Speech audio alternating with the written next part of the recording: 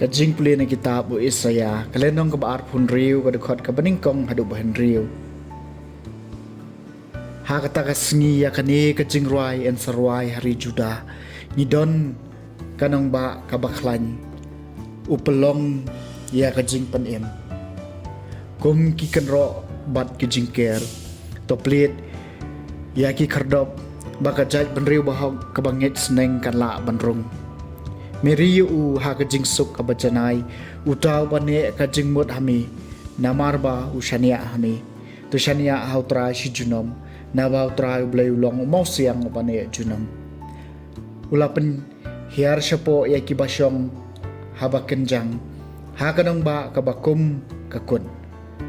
upentia ltonya ka upentia yaka hadu khandeu ubret yaka ha upui-pui kagejat kakerdam ya ka kigejat jong ki badok kijing jam jong ki bakerdo kaktien jong utrai kasam masis pa khat pra long balakerku ta ubawan haka kerteng utrai to yaro utrai na baulong babaha kajing isen ay jong u kane junom kakham bha kabalik ri utrai bani kabashania hau briu long balakar khu ta bawan haga kerteng utrai topli hangai ki kerdop kahong ngan rong bat ngan aingu yu utrai kani kade ka kerdop kajong utrai hakaba ki bahok kirung ngan aingu yami naba mela jupa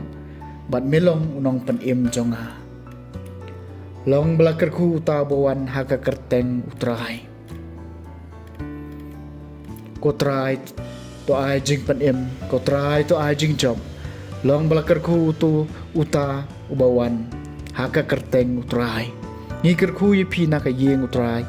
udai blay bat ula ai hangi ya kajing syai long belakar ku uta ubawan haka kerteng utrai kajing puli na gospel bakoi kat kumu Matthews kalenong kabahinyo kadukot baar puay at pusaw do baar punyo. Ujisu laong halakis noran kat ubaong hanga kotray enrong hakahima beneng Henry utaken ubale kamon kupal junga uba beneng namar kata jar basngap ikini kiktin junga bad ubale iki ulong komu briu ubasian ubalatay yala kayeng halor mausiang ti uslap ulahap kiwa kila shlay bat kiler kila be bat kila password ya kata kayeng Henry kamshem kalon namarba latay ya ka halor mausiang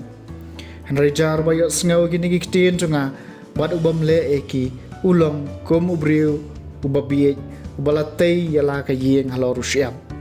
ti uslap ulahap kiwa kila shlay bat kiler kila be bat kila password ya kata kajing